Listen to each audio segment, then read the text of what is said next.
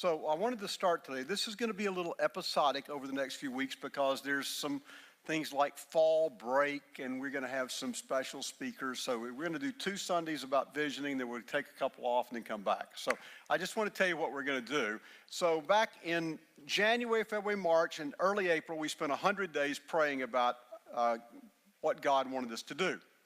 And we had a prayer team that worked diligently and faithfully. And then we took about 400 or 500 ideas from you and a 15-member committee, then worked those down, trying to get down to about 5 big rocks for the next 5 years. The consensus being that we would start one in each year. And that does not mean it would only last a year. Whatever we start one year, we'll keep doing. We're not going to stop. But so whatever we start in 19, we'll also do in 2021 and so forth. Whatever we start in 20, we'll do the next few years. So what I want to do today is just unpack for you the first thing. And the first thing that our team came up with to focus on for our congregation is what I'm calling blessing all God's children. But basically it's talking about how our congregation needs to be really focusing on young folks. And we define young folks as basically high school, middle school, up to early 30s, okay? So that's how we define that. And so what we have talked about, let me give you just a little bit more process. What we've talked about is this. 15 people can't do the work and don't have any illusions that they can do the work. So what we're going to do is today, next Sunday, and then October 21, 28, and November 4, we're going to outline each of the 5 plans for you. And then on November 4, in Sunday school, we're going to have all of our adults in here for Sunday school. That morning, we're going to unpack how you can become involved. What we'd like to have is some leadership teams for each of these. And then within the leadership teams, we'd also like to have some people who are willing to visualize how this is going to unfold. And then we'll also have a prayer team for all 5 years. So here we go. So the scripture this morning is found in Matthew 22, verse 36, and here's what it says. Teacher, what is the greatest commandment in the law? And Jesus, the Lord your God with all your heart, with all your soul, and with all your mind. This is the first and greatest commandment. And the second is like it. Love your neighbor as yourself. All the law and prophets hang on these 2 commandments. That goes back to our concept 10 years ago that our purpose here was to love God, love people, and lead people to a life-changing relationship with Jesus. So that's why we exist as a church, to spread the love of Christ, to help people understand salvation through Jesus. That's why we're here. So how does that manifest itself in dealing with young folks? So what I'm going to do this morning is give you some statistics, some of which are pretty sobering, all right? Some of these things are kind of depressing if you look at trends in the nation today. But we're not going to be depressed. We're going to see it as a challenge. So here we go. First of all, and I can give you sources for all of these. Most of them are from the Fuller Seminary Youth Institute, but also from several studies that I'll reference. No major Christian tradition in the USA is growing today. None. Christianity is growing in South America and in Africa, but no major Christian tradition is growing in the U.S. today. And church attendance is shrinking, even among, quote, active members. So let me tell you what I'm talking about here. Studies have been done, and I'm going to reference one. And what I want you to do today is when you go home, go to our church website, because on our church website, you can read a document about this that our deacons have already seen, that our visioning team's already seen. And we're going to talk about the challenges we face. But active church members. So if you define yourself as an active church member, how many times a year are you in church? So 30, 40 years ago, that number was in the range of 48 Sundays a year. That's a self-defined active church member. Today, that same self-defined active church member is in the range of 30 to 35 Sundays. Okay, you see the difference? Now, what's happened? Well, we have more money. We take shorter and more frequent vacations. We follow kids on sports and activities and bands and so forth. We stay up late and go to UT football games at night. You know, preaching to the choir here. All right? So I want you to see, this is going to be on the website. 20 years ago, if a church had 1,000 self-defined active members, okay, its average attendance was 775. Those same 1,000 people today, self-defined active, and you can jot this down or you can go to the website, it's there. Self-defined active people, frequency of attendance, that same 1,000 people yields an average attendance of 488. You see what I'm talking about? So just so you'll know, this was commissioned, the Sunday School Board, Tom Rayner of the Sunday School Board of the Southern Baptist Convention, Lifeway, writes the foreword to this, and the study was done by Generis, who was our fundraising company. So you can go to the website, it's about 20 pages, you can read it all. So, there you go. You can go to the website and see it. So, 38% of Americans today say they are post-Christian. They're beyond Christianity. 48% of millennials say that. And this is pretty sobering. 50% of young people who are in church youth groups will not return to any church. Now, another statistic that's pretty sobering. 25 years ago, 1 in 8 Americans had never been in church. 1 in 8. Today, that number is 1 in 4. So, let's talk about Kingsport. The median age of people in Tennessee is 38.5. You want to feel older? The median age of Kingsport is 44.3. The median age of Johnson City is 35.9. And the median age of Knoxville is 33. Why does that matter? Here's why it matters. Because churches that are growing younger are doing so in population areas where there is growth in young people. That's fairly easy to figure out, isn't it? But, so what are we going to do about it?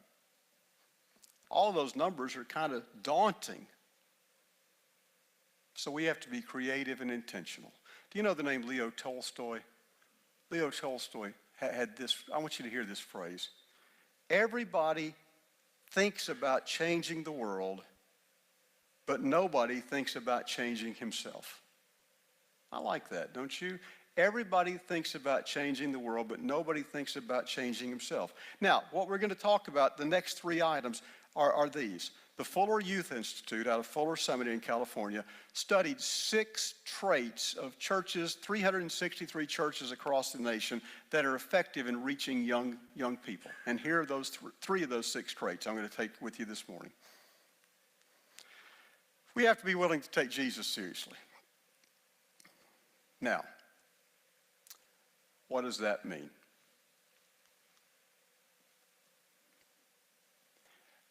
Sometimes, thank God we're not like this, but sometimes the name Baptist is a frightening thing to young folks. If they know us, I don't think they would associate us with that. But the name, I had a friend, a businessman in Knoxville, tell me this week, the name Baptist is scaring off 20% of the young people I know. He's a Baptist. He's an influential Baptist because of what's happened the last 40, 50 years. Baptists have either been againers or fighting, right? Is that okay? So let's talk about what that might look like for us. So one of the things the Fuller Institute says is that we sometimes worry more about what we're against than what Jesus stood for. Now, that's probably not us, but if it is, it has to change. What does that mean? It means sometimes we've got more concerned with politics than we are with the gospel. So the question for us is this: does our message match the message of Jesus? Second point I want you to see, again from the Fuller Institute. We have to learn to empathize with young people. I want to tell you a story. It's in a wonderful book called Growing Younger. Growing Younger, and the same people at Fuller Seminary put it together. It's a significant statistical study on how churches can become focused on young people. And I want to read you a story directly from that book, from a biography of a man you're going to have heard of. And I'm quoting, "Pastor, if I raise my finger, will God know which one I'm going to raise even before I raise it?" 13-year-old Steve attended church every week with his mom and dad. Yes, God knows everything. So Steve pulled out a picture of Life magazine with a picture of starving children in Africa. Well, does God know about this? And if God knows about it, what's God doing about it? And the pastor said, I know you don't understand this, but yes, God knows about that, but we don't talk about it. And Steve walked out, never to attend a church again. He was very bright. And he needed the church to take his questions seriously. Did he wonder why God allowed those children in Africa to suffer? Yes. Did he wonder why he was bullied at school? Yes. Did he wonder why his family struggled financially? Yes. Did he wonder why his birth parents had given him up for adoption? Yes.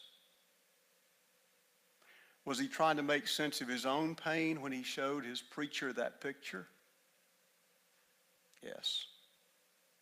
Steve's a pretty normal name. There's lots of Steves in the world. But this may be the most famous Steve of our generation. His name was Steve Jobs. And you can read the story in Walter Isaacson's biography of Steve Jobs. What might have happened? What might have happened instead of dismissing his questions? They have been taken seriously and engaged that brilliant mind. So, here are the three questions Fuller says young people are asking. First of all, is this a safe place to ask hard questions? Do we actually sit down and engage rather than just lecture? First of all, who am I? Who am I? Where do I fit? What difference do I make? Fuller Youth Institute says these are the three questions young people are asking. Look at them. They may be your questions, even whatever age you are. Who am I? Where do I fit? What difference do I make? Third, if we're going to make a difference, we have to prioritize them. The same sources tell me that high schoolers face a greater degree of stress than adults. We live in a community where in 6th grade you're forced to choose your musical instrument for life. Think about that. 6th grade, you're casting your plot for life. Or you have to choose your sport for life. 6th grade. Maybe earlier. Kids face a tremendous amount of stress. One of the things we're going to talk about, one of the things this visioning team is going to talk about is putting together a listening group just to hear the needs of young folks. So, how are we going to do that? Again, you know how statistics are. You can take all sorts of statistics, but these I think are fair. In those churches, according to the Fuller Institute, those churches that are reaching young people, notice this, 70% of those young people have a relative in that church already. That means what? That means when kids come back to Kingsport, we need them to come back to First Baptist. Just simple as that. And we need them to bring their friends. That's as simple as it can be. Now, does that mean that we're going to do what it takes to attract them? Well, we're going to talk about that. We're looking now for a person to fill Jessica's big old shoes because she did a great job. We're looking for somebody who's going to come in and do what she did 11 years ago, take us to a different level. That may mean that it's louder in here. It may mean that it's a different beat in here. That may mean that we have a different service entirely, not even in this room, at a different time, a different place of the week. We don't know.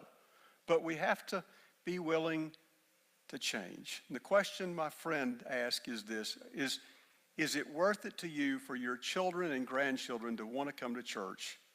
Is the change you might have to endure worth it? Question's a pretty hard question to answer, isn't it? No, it's not for me. The answer is yes. Don't you think? So let's talk about some very specific ideas. Now, this is not the only ideas we're going to have. This is just a beginning place. These are the ideas that some of you gave that our visioning team said, these are the ones we want to begin with. It doesn't mean these are the ones we're going to end with. This will be the beginning point, all right? So one of the things we heard loud and clear from you, particularly parents of middle schoolers and high schoolers, is this. We need more outreach-focused youth events. So First Baptist is going to be the place for young people to be, not just on Sunday morning and Wednesday night, but on Friday night or some other time of the week, not once or twice a year, but throughout the year. That means we need volunteers. But if we're going to attract kids, we have to be the place for kids. Second, Helen and I have met twice now with representatives from Chick-fil-A. I don't know if you know what this is. You may never have heard of it. But we're still in negotiations with people from Chick-fil-A to host Chick-fil-A's youth and children's camp here next year. They do it nationwide. It would be a very, very Christ-centered, focused day camp for 4.5 days. And we don't have it all nailed down yet, but you can Google it. It's called Camp Windshape. And we've been up and met with them. We're in conversation with them. We have to make some adaptations to our property a little bit to do it, but that's something we're looking into. If that happens, 50 to 70% of those kids would be from other churches or non-church. That's what we're really looking for. Third thing, we're talking about establishing a ministry at the Academic Village right down the street. 3 blocks away, we have hundreds of people who go to school. They are non-traditional students. They don't live there. They come in and take classes at 9 o'clock and go to work and come back at 5 o'clock. We don't know exactly what that looks like, but if you look down there on Thursday when the donut food truck is there, there's a bunch of people. So we'll figure that out. Okay, we don't know what all these things look like yet. I want you to understand that. We do not have a finished product. This is a draft. Next. If you haven't driven down Sullivan Street in the last year, there's some buildings going up down there. We hear there's going to be more than 200 apartments going up down there. That's the biggest revitalization of residences in downtown Kingsport in my time here. So what are we going to do? We don't know exactly, but we know we got to do something. Next, Danny and I are talking about this. He's got some ideas already. How to create some off-site discussion groups for young adults who aren't a part of any church. There's a group called Life Tree Cafes. You might want to Google that. It's a group of young adults founded by the Group Magazine people. They're meeting in coffee shops and restaurants, and they're engaging unchurched young folks to talk about issues in life that finally reach around to coming around to matters of faith. So you see, some of these things are very routine. Some of these things are a big stretch. Next, we want to have opportunities for young First Baptist families to do ministry and have fellowship together here at church, on day trips or week-long trips. Okay? This is the last one. I was talking to a friend of mine who's president of a seminary the other day, and we were talking about what's the greatest thing he sees as the need for churches today. And he says he sees a need for churches to allow young people to develop as leaders. And in fact, that's one of Fuller's things. That's one of the other 3 things I didn't talk about, is how we transition a younger generation into places of leadership. So, one of the things we're going to work on, in fact, he's giving me the template, is how we can develop a group of young leaders for our church and our community. So those are the ones for today. Those are just the specifics. But I want to talk to you a little bit more about us. Throughout our history, we've been a tremendous missions-focused church. We've sent millions of dollars overseas to do missions. And it may be that missions is now coming to Kingsport. We may become more of a missions-focused church here at home as well as across the sea. So if we're going to continue 20, 30, 40, 50 years out supporting missions over there, we're probably going to have to do some here. Now, I don't want you to walk away saying, boy, he said this is an old city and we're a church that's facing a big crisis because the community and the country are not as responsive to faith anymore. All of that's true, but it's not reality. Reality is we're a people of faith. And here's the question I want to ask you. We talk about loving God and loving people. So the question is, can we love God and can we love people enough to want to make sacrifices to bless a new generation? A man named Max De Pree is a leadership guru. And Max De Pree said the first responsibility of a leader is to define reality. And so what we're trying to do is define reality. And Max De Pree said the last responsibility of a leader is to say thank you. I want you to hear that. Define reality and thank you. What I want you to do today is not go wringing your hands. Not at all. Because our church has a great past and a great future. It just may look different. You know what I mean? We look different than we did 20 years ago, 40 years ago, 60 years ago. We'll look different 20 years. Today, this morning, I was scanning some things on the internet, and I read a story that literally broke my heart. A church that I'd had some interactions with when I was a very young man about being their pastor was a vibrant congregation in a wonderful location. It couldn't have been better.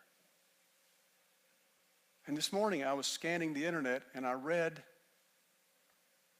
that that congregation, which is in a beautiful suburban part of the South, is closing. Closing. And as I read the story, the chair of their leadership team said, "We just aged out. We just aged out." 30 years ago, it was vibrant and growing and exciting. And it's closing. That's never going to be us. I pray it's never going to be us, because you and I are going to take the challenge that whatever might not be comfortable for us, we will do because it's what's necessary for another generation. That's what I believe God put us here to do. What are all those things going to look like? We don't know. But I do know this.